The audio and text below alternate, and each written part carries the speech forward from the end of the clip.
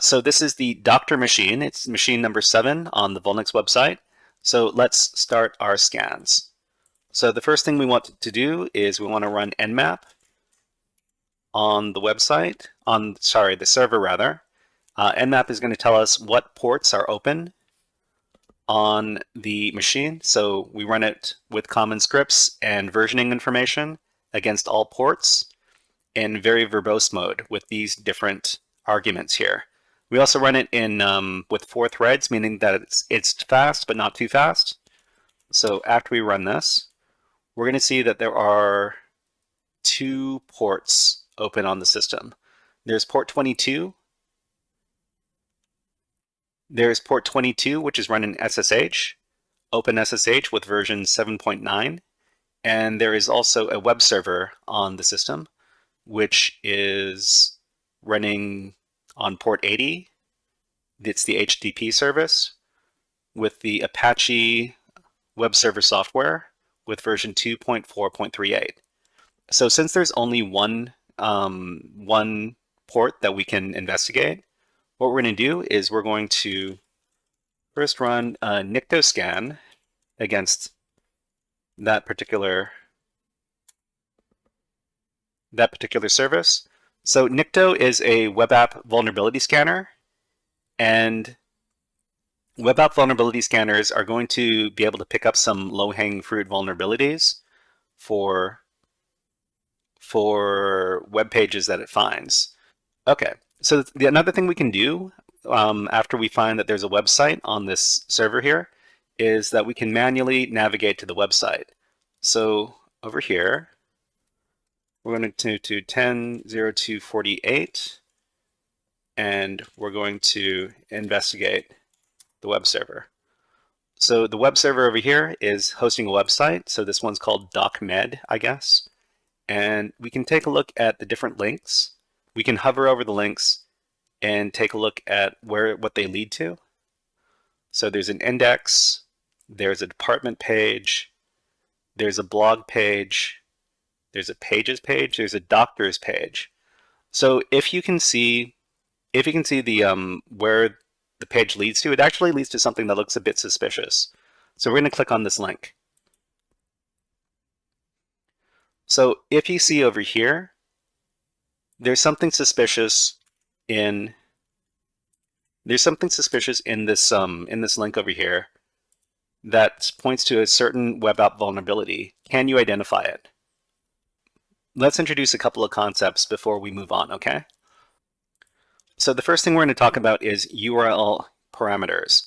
URL parameters are variables attached to the end of URLs. They can be identified by the question mark directly after the web page or directory name, followed by the parameter key name, then the equal sign, then the value. So we've got our startup parameters here, our key, the equal sign, the value. Okay. If there are multiple parameters included in the same URL, they're separated by the ampersand symbol.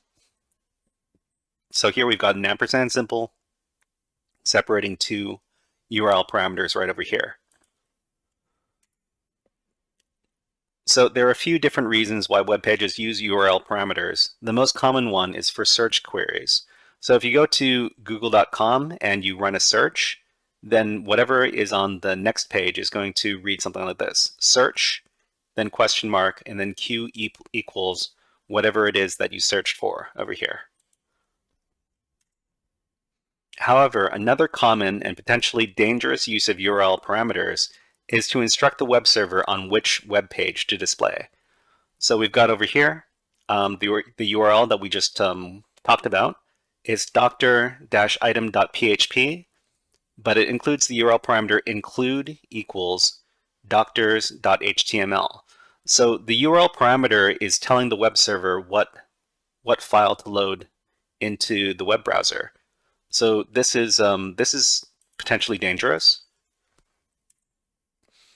The use of URL parameters which reference other files on the web server could potentially be exploited in an attack called local file inclusion, or for short, LFI. Local file inclusion is a web app vulnerability where arbitrary local web server files can be accessed through a web interface. LFI vulnerabilities can lead to sensitive data exposure and can also be used as the first step in a chain of exploits. The inclusion of file names in URL parameters is a typical method through which a potential LFI vulnerability is identified. So let's talk about how we're going to exploit this particular website. But first, a little lesson on local file inclusion file system structure. So what we do when we include an LFI payload to the web server is we use a bunch of these .. instructions, and each one of these instructions is going to indicate an elevation of one level in the file system, traveling from the web app's working directory up to the top level directory, which in Linux is known as the / directory. So normally we would, inside of a web application, we would start in this directory here, var html www. Each time we do the .. we move up one level in the file directory up to the top. From there, we can try to access the file that we want on the file system. Let me demonstrate. So over at the vulnerable website, over here, so we see that include equals doctors.html. So this is the file that is being loaded. What we can do is, after the equal sign, we can include a bunch of .. to move up in the file system. So after we've gone up far enough so that we get up to the top level in the file system, we can indicate the file we want to access, which typically on Linux web servers is the etc. password file. If we can read this, and this is usually a globally readable file, we can see all the users on the file system. So let's do that. And we're able to see all the files on the file system. If we want to look at this in a slightly prettier way, we could go over to the view page source and look at it in this view instead. So these are all the users on the web server over here. So before we talk a little bit more about this, let's go back to the presentation.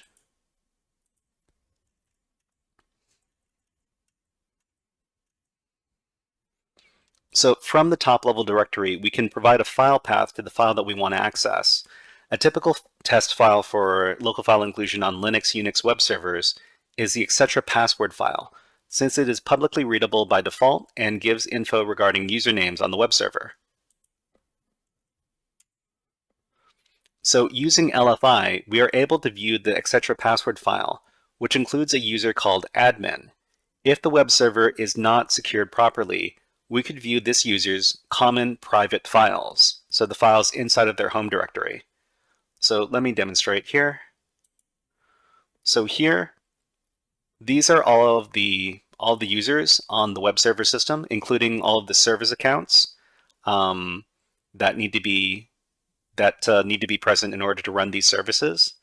But at the bottom here, there's this admin user over here. So this is not a standard user. So you might think that admin is a standard user on web servers, but on Linux servers, the root account is essentially the admin user.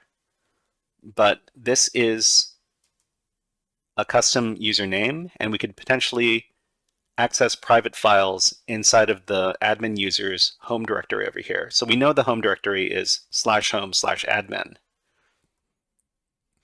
But what else we can do is we can go back up to our LFI payload, and we can read. Well, let's take a look at the presentation first. So local file inclusion, we can do private SSH private key capture. So because we know that there is this user on the system and that they have a home directory, we can potentially capture their SSH private key. So if we access the home admin .ssh.idrsa file over here. This is the admin user's SSH private key, which is this over here. So because we can access this, we can log in to the web server as the admin user. So not on the website, but directly via the SSH service. So what we would need to do this is copy the contents of the IDRSA file here. Just copy that. Then go over to our terminal inside of Kali Linux. So we're going to create an IDRSA file with Nano. So inside the Nano editor, we just paste in the contents of the SSH key, IDRSA, and then save the file. So the IDRSA file has to have specific file permissions in order to run properly. We see that groups can read the file and anybody can read the file over here. We need to change this. So what we're going to do is we're going to use the change mode command, chmod, with 600. 600 means that the file owner can read and write the file, but the extra zeros over here means that everybody else cannot read or write or access the file. So we run this on IDRSA, and then we see that only the file owner can read and write to the file. So these are the correct file permissions. So the next thing we need to do is we can try to log in. We can try to log in to the server as the admin user using SSH with this command.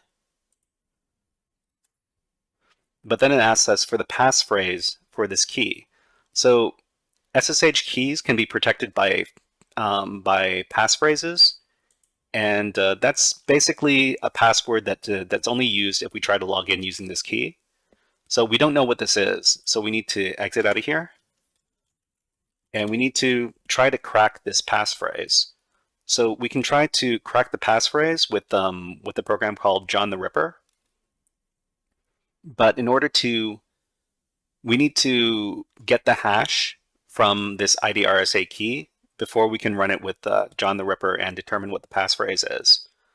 So what we can do is we can run a utility called, but first we have to run the SSH2John utility on the key and output that to admin.hash. So afterwards, if we take a look at admin.hash, we see that this is a long hash that we can feed to the John the Ripper program. So we can just run John the Ripper with the word list rocku.txt, which is a list of about 14 million passwords that we can try to compare against the hash over here. So we're going to compare it against this admin.hash, and hopefully John the Ripper is able to get us the passphrase for the SSH key. So very quickly, John the Ripper is able to determine that the passphrase for the IDRSA key is unicorn. So we're going to run that. So we're going to use that as the passphrase. So SSH IDRSA admin at this IP address. It's going to ask us for the passphrase. We were able to crack it using John the Ripper. It is unicorn. And we're now in. Okay, so we've managed to log into the server as the admin user here. And the first thing we want to do is we want to do the sudo l command to see if the user has any specific sudo permissions on the system. And it says command not found. So this is Spanish. It says orden no encontrada. I think that means command not found. But another thing that we can take a look at are the file permissions for specific files. So if we take a look at the file permissions of the etc. password file, we see that there's actually very loose permissions for this file. This is not standard, but the password file can be written to, which is really bad news because the etc. password file can be used for privilege escalation. So let's talk a little bit more about how we would use the etc. password file for privilege escalation.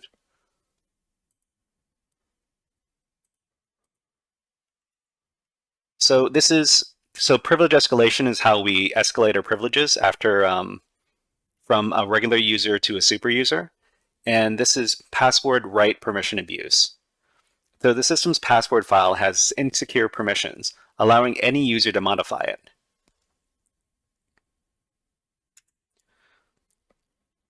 So, oh, I forgot a slide here. So there's supposed to be a slide here talking about how we need to create it. So what we can do is we can create a new user inside the etc. password file that has the same user permissions as the root user. So the first step is to create a password using OpenSSL. So we can do OpenSSL password and then the name of the password that we want to use. So we're just going to use the password called password, and it's going to give us a password hash. So this password hash we need to we can feed it to the etc. password file and set this as the password for the new user. So the second step is to add a user to the password file. Note that the zeros in the command over here are going to indicate that the user's UID and GID, so the user ID and the group ID, are both 0, which is the root users. So this new user we're creating in this command is essentially going to be a root user. This is the root user, just under a different name. So let me grab my notes so I can get this command. So this command over here, so the X needs to be replaced with the file, with the password hash that we created with the OpenSSL command. So we're just going to delete that. We're going to copy the file hash, the password hash rather, copy it and paste it in, and then we're going to send this command. What this is going to do is it's going to add a new line to the password file with a new user called the shy hat. The shy hat is going to have a password equal to password, which is hashed as this, but they're essentially going to be a root user because their UID is 0 and their GID is also 0. Okay, so let's write that. So when we switch users to the newly made user and use the whoami command, we are effectively logged in as the root user. So let's do this.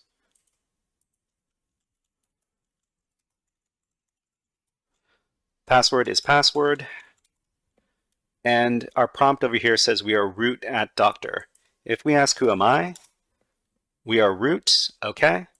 And we can finish the exercise. So to finish any of these CTF box exercises, you move into the root directory and you read the root.txt file.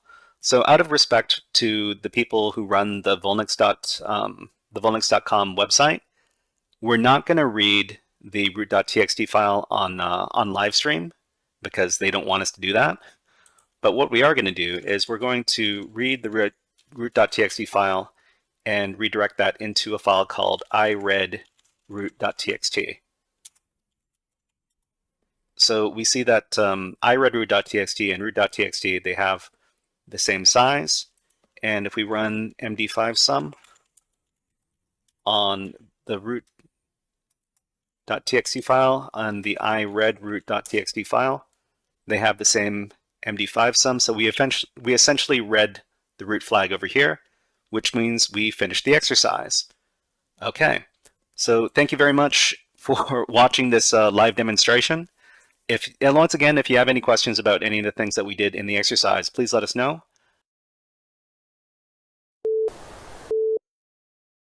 Hey there, HackerFrogs! Are you enjoying this workshop? Learning new concepts and skills? If so, there's a way you can support the channel, and it's totally free. Just click on the subscribe button below the video. Also, click on the like button. And if you have questions or comments on this workshop, please leave them below the video. Thanks for listening. And now, back to our scheduled programming.